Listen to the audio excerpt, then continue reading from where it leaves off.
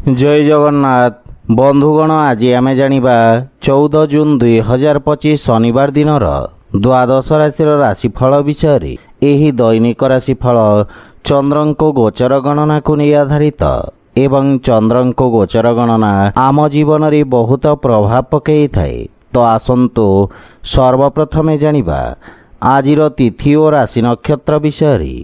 आज होउची 14 जून 2025 शनिवार आषाढ़ कृष्ण पक्ष तृतीया दिवा 3 घंटा 47 मिनिट गते चतुर्थी।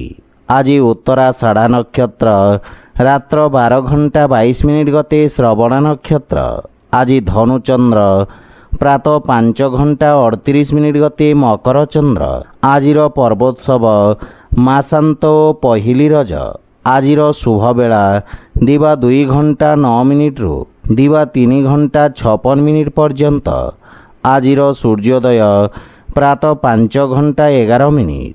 आजिर सूर्यास्त संध्या 6 घंटा 37 मिनिट। आज सिंह राशि पुरुष मानक घात चंद्र एवं वृष सिंह और कन्या राशि घात बार। आज पटल खाइबा निषिद्ध। तो बंधुगण आसंतु जानिबा आजिर राशिफल विषय। ता पूर्वरु आम चैनल को जो मैंने नुआ करी आछंती तले थिबा लाल रंगर सब्सक्राइब बटन को दबाई आम चैनल को सब्सक्राइब करंतो और पाखरे थिबा घंटी बटन को दबाई ऑल रे सिलेक्ट करंतो। काहेकि ना आमे अपलोड करिथिबा प्रत्येक वीडियो नोटिफिकेशन आपण सर्वप्रथमे पाई परिबे। तो प्रथमे जानिबा मेष राशि विषय। आपणक दशम भाव रे चंद्रदेवंक गोचर आपणको कौनसी महत्वपूर्ण अवसर प्रदान करिब।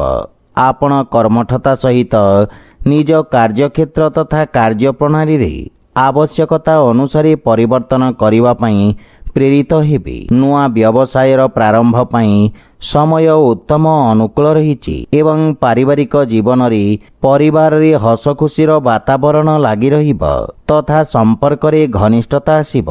संतान आपणक मार्गदर्शनर अनुसरण करिवे एवं वैवाहिक दाम्पत्य जीवन सुखमय हेब। जीवन साथींक सहित हस खुशी रे समय अतिबाहित करिवे किंतु प्रेम संपर्क रे सामान्य सतर्क रहिबाकु पड़िब। अन्यथा प्रेमींक सहित संपर्क रे फाट सृष्टि होई पारे। आर्थिक स्थिति सुदृढ़ हेब एवं आयर नुआ स्रोतर निर्माण हेब। धार्मिक आध्यात्मिक कार्य रे आपणक रुचि बढ़िब। आज अनावश्यक यात्रारू आपण दूरे रुहंतु। पुराणा बंधुमित्रंक सहित देखा साक्षात करी प्रसन्नता अनुभव करिवे। स्वास्थ्य अवस्था उत्तम अनुकूल रहिब किंतु श्वास संबंधित रोगी विशेष सावधान रुहंतु। आज आपण ओं नमः शिवाय मंत्र जप करंतु शुभ फल पाइबे। वृष राशि आपणक नवम भाव रे चंद्रदेवंक गोचररू आपणक लंबित कार्य रे प्रगति हेब। आपण पराक्रमी तथा कर्मठ रहिबे एवं कार्यक्षेत्र रे समस्त समस्या को समाधान करी सफलता पाइबारे सफल हेबे। राजनैतिक क्षेत्र रे आपणक वर्चस्व और मान सम्मान रे वृद्धि घटिब। पारिवारिक जीवन रे परिवार सुख समृद्धि पई आपण व्यय करिवे एवं जीवन साथींक पूर्ण सहयोग मिलिब। विदेश संबंधित कौनसी शुभ समाचार मिलिबारु मन प्रसन्न रहिब। बड़ भाईंक विशेष सहयोग आपणक उन्नतिर कारण हेब। पिता तथा वयोज्येष्ठंक आशीर्वाद मिलिब एवं मातांक संपर्क रे सुधार आसिब। प्रेम जीवन रे नवीनता आसिबा सहित प्रेमींक सहित हस खुशी रे समय व्यतीत करिवे एवं आर्थिक स्थिति रे सुधार आसिब। किंतु पारिवारिक खर्च रे वृद्धि कारणरू आपण सामान्य चिंतित रहिबे। विद्यार्थी छात्र छात्री माननकु बंधुमित्रंक सहयोग मिलिब। परामर्शदाता तथा प्रबंधन क्षेत्र जड़ित व्यक्ति विशेष रूप से लाभान्वित हेबे एवं आपणक स्वास्थ्य अवस्था मध्यम रहिब तथा स्वास्थ्य नियमर पूर्ण पालन करंतु। आज आपण शिवलिंग रे जल अर्पण करंतु शुभफल पाइबे। मिथुन राशि आपणक राशिरु अष्टम भावरे चंद्रदेवंक गोचर कारणरू किछि आकस्मिक समस्यार आपणंकु सामना करिबाकु पड़िबो। अनावश्यक खर्च आपणंक आर्थिक संतुलन को खराब करिबो। कार्यक्षेत्र रे कार्यर अधिकता बा असामंजस्यर स्थिति मानसिक चिंता वृद्धिर कारण हेब। पारिवारिक जीवन रे परिवारर कोनोसी सदस्यंक सहित छोट छोट कथारे जुक्तितर्क ओ मतभेद देखा देवार संभावना रही। दैनिक दिनचर्या व्यवधान उत्पन्न हेब एवं भाई भौनी संपर्क रे मनोमालिन्यर संभावना रही। किंतु मातांक सहित निज संबंध एवं तांको स्वास्थ्यावस्थार विषय ध्यान रखंतु। प्रेम जीवन रे परस्परर भावना को सम्मान करिबा द्वारा संपर्क रे सुधार आसिब। आर्थिक दृष्टिरू अनावश्यक अर्थ देवा नेबा को टाली दियंतु एवं कोनोसी विश्वासी लोकंक साहाय्य सहयोग आपणंक पई सहायक सिद्ध हेब। विद्यार्थी मानंकु निज लक्ष्य प्राप्त करिबा पई अधिक संघर्ष करिबाकु पड़िबो। रोग विष और शत्रु ठारू आपण विशेष सावधान रुहंतु अन्यथा क्षतिर संभावना रही। आज आपण महामृत्युंजय मंत्र पाठ करंतु शुभफल पाइबे। कर्कट राशि आपणक राशि स्थानरू सप्तम भावरे चंद्रदेवंक गोचर आपणक कार्यक्षेत्र रे सहकर्मींक सहयोग प्राप्त कराइब। समस्त प्रकार बाधा विघ्न दूर हेबा सहित सरकारी क्षेत्र रे कार्यरत व्यक्ति को विशेष लाभ मिलिब एवं पारिवारिक जीवन रे जीवन साथी सहित नुआ व्यवसाय प्रारंभ करिवा पई समय अत्यंत शुभ रही। पारिवारिक सुख समृद्धि रे वृद्धि घटिब एवं सफलता मिलिब। परिवार सदस्यंक पूर्ण सहयोग आपणंक उपरे लागी रहिब। माता पितांक मार्गदर्शन तथा आशीर्वादरू आपण विशेष लाभवान हेबे एवं प्रेम संबंध रे स्थायित्व प्राप्ति हेब।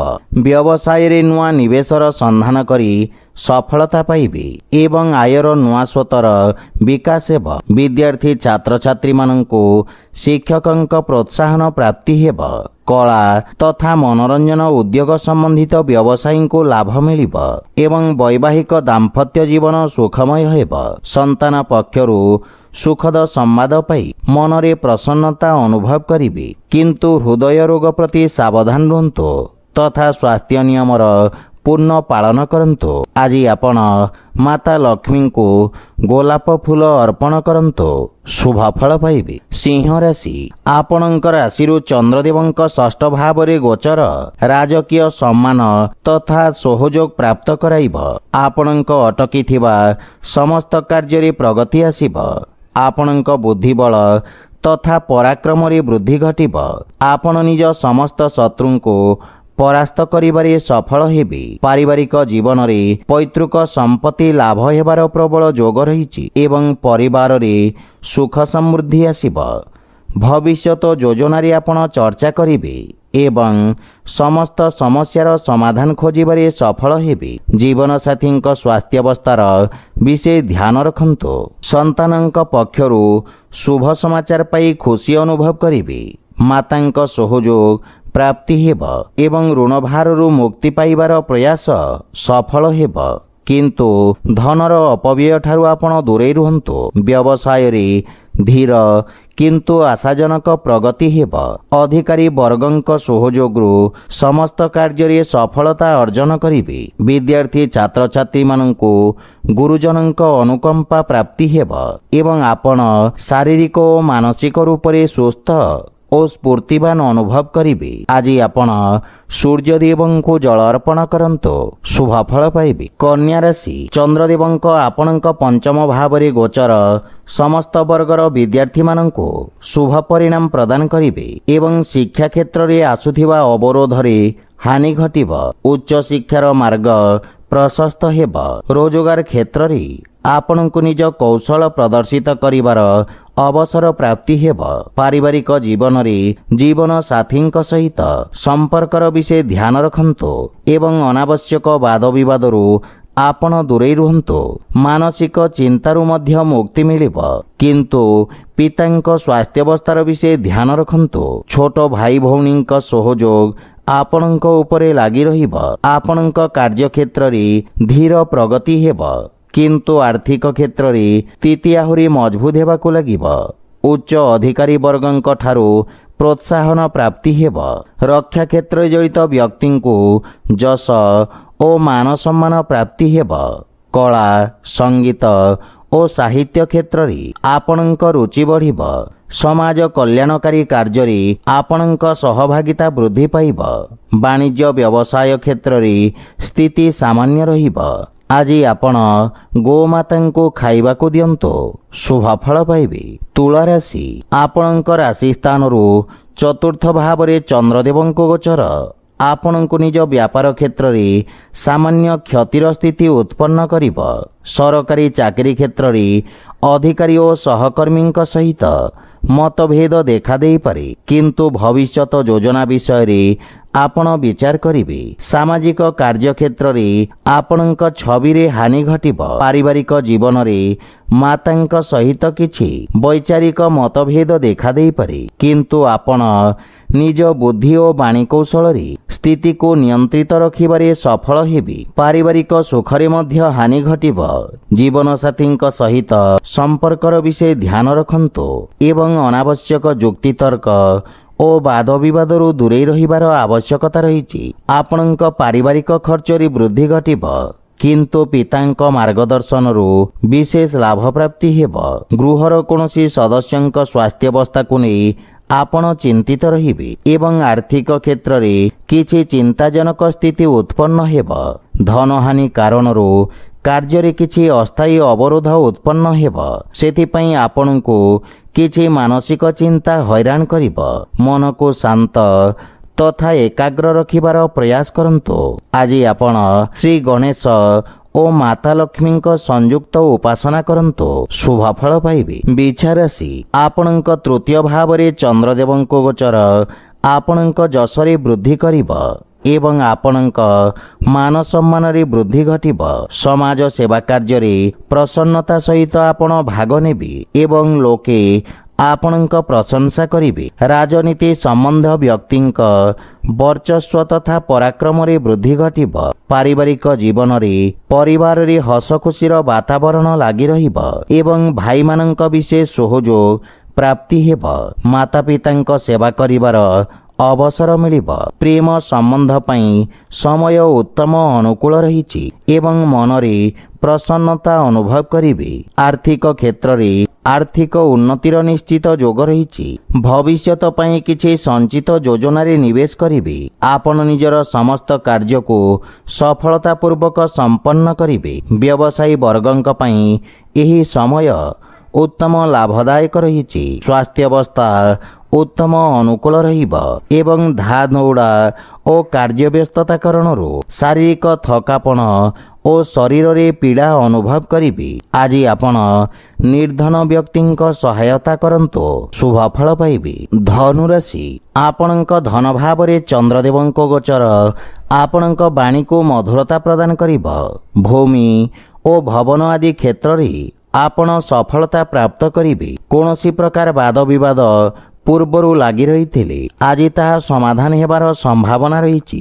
ଆପଣଙ୍କ ସାମାଜିକ କ୍ଷେତ୍ରର ବିକାଶ ହେବ ଏବଂ କାର୍ଯ୍ୟକ୍ଷେତ୍ରରେ ଲୋକେ ଆପଣଙ୍କ କାର୍ଯ୍ୟଶୈଳୀରେ ପ୍ରଭାବିତ ହେବେ। ପାରିବାରିକ ଜୀବନରେ ଜୀବନ ସାଥୀଙ୍କ ସହିତ ଉତ୍ତମ ସମୟ ବ୍ୟତୀତ କରିବେ।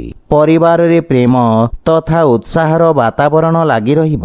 ପିତାଙ୍କ ସହଯୋଗ ତଥା ମାର୍ଗଦର୍ଶନରୁ ଆର୍ଥିକ ଉନ୍ନତି ହେବା ନିଶ୍ଚିତ।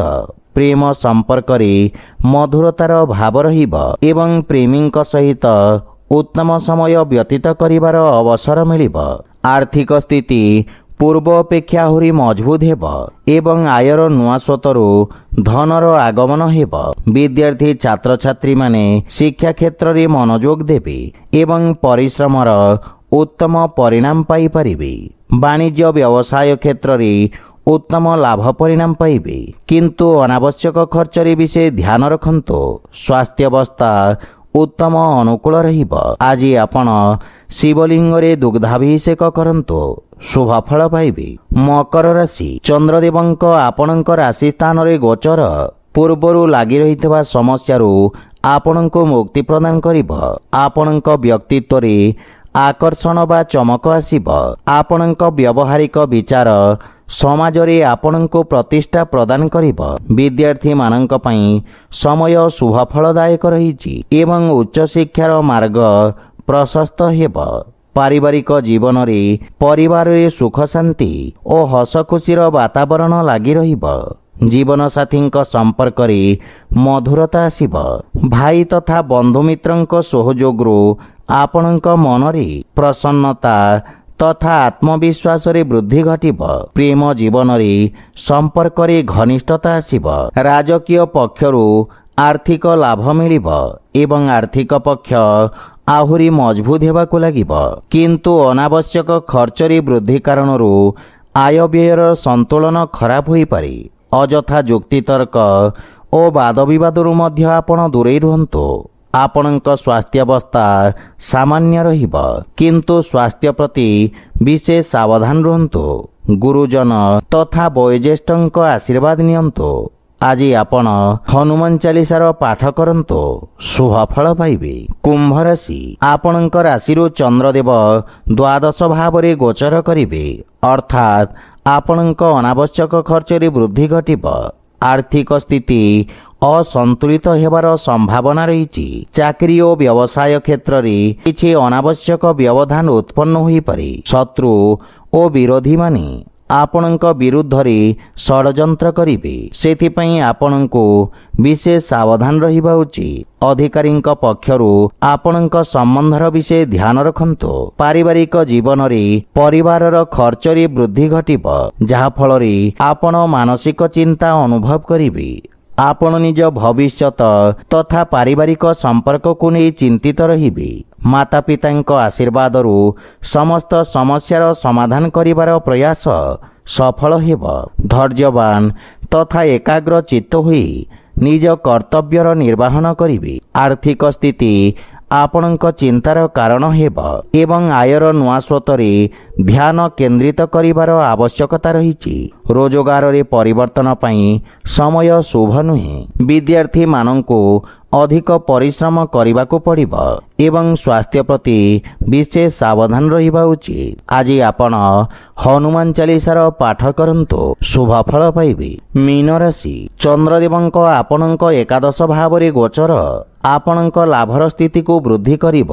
ଭୂମି, ଭବନ ତଥା ଖଣିଜ ପଦାର୍ଥର ବ୍ୟବସାୟରେ ଜଡ଼ିତ ବ୍ୟକ୍ତି ଅପ୍ରତ୍ୟାଶିତ ଲାଭ ଅର୍ଜନ କରିବେ। ଆପଣଙ୍କ ଦ୍ୱାରା ପୂର୍ବରୁ କରାଯାଇଥିବା କାର୍ଯ୍ୟରେ ଆପଣଙ୍କ ମାନ ସମ୍ମାନ ଓ ପଦ ପ୍ରତିଷ୍ଠାରେ ବୃଦ୍ଧି ଘଟିବ। ପାରିବାରିକ ଜୀବନରେ କିଛି ଶୁଭ ସମାଚାର ମିଳିବାରୁ ମନରେ ପ୍ରସନ୍ନତାର ଭାବ ରହିବ। ପାରିବାରିକ ବାତାବରଣ ସୁଖଦ ରହିବ। ଛୋଟ ବାଳକମାନଙ୍କ ସହିତ ଉତ୍ତମ ସମୟ ଅତିବାହିତ କରିବେ ଏବଂ ପରିବାରରେ ସମସ୍ତଙ୍କୁ ନମ୍ରତାପୂର୍ଣ୍ଣ ବ୍ୟବହାରରୁ ଲାଭ ତଥା ମାନସିକ ଶାନ୍ତି ପ୍ରାପ୍ତି ହେବ। ଆପଣଙ୍କ ପ୍ରଭାବପୂର୍ଣ୍ଣ ବାଣୀ ପରିବାର ସଦସ୍ୟଙ୍କ ସମ୍ପର୍କରେ ଘନିଷ୍ଠତା ଆଣିବ ଏବଂ ଛୋଟ ଭାଇ ଭଉଣୀ ଆପଣଙ୍କୁ ଅନୁସରଣ କରିବେ। ପିତାଙ୍କ ପକ୍ଷରୁ ପୂର୍ଣ୍ଣ ସହଯୋଗ ମିଳିବ ଏବଂ ଆପଣଙ୍କ ଆର୍ଥିକ ପକ୍ଷ ମଜବୁତ ରହିବ। ପୂର୍ବରୁ ଦେଇଥିବା ବକେୟା ଅର୍ଥ ଆଜି ଆପଣ ଫେରି ପାଇବେ। କିଛି ଗଣମାନ୍ୟ ବ୍ୟକ୍ତିଙ୍କ ସହିତ ସାକ୍ଷାତ ମଧ୍ୟ କରିପାରନ୍ତି ଏବଂ ବ୍ୟବସାୟର ସ୍ଥିତି ଉତ୍ତମ ହେବାକୁ ଲାଗିବ। ଲମ୍ବା ସମୟରୁ ଦେଖାଦେଉଥିବା ସ୍ୱାସ୍ଥ୍ୟ ସମସ୍ୟାରୁ ଆଜି ମୁକ୍ତି ମିଳିବ। ଆଜି ଆପଣ ଶାରୀରିକ ଊର୍ଜାବାନ ଅନୁଭବ କରିବେ। ଆଜି ଆପଣ ଶିବ ପଞ୍ଚାକ୍ଷର ମନ୍ତ୍ରର ଜପ କରନ୍ତୁ, ଶୁଭଫଳ ପାଇବେ। ତ ବନ୍ଧୁଗଣ, ଏହା ଥିଲା ଆଜିର ରାଶିଫଳ ବିଷୟରେ। ଯଦି ଭିଡ଼ିଓଟି ଆପଣମାନଙ୍କୁ ଭଲ ଲାଗିଥାଏ ଲାଇକ୍ ସେୟାର ଓ କମେଣ୍ଟ କରି ଜଣାନ୍ତୁ ଏବଂ ଆମ ଚ୍ୟାନେଲକୁ ସବସ୍କ୍ରାଇବ୍ କରନ୍ତୁ। ଜୟ ଜଗନ୍ନାଥ।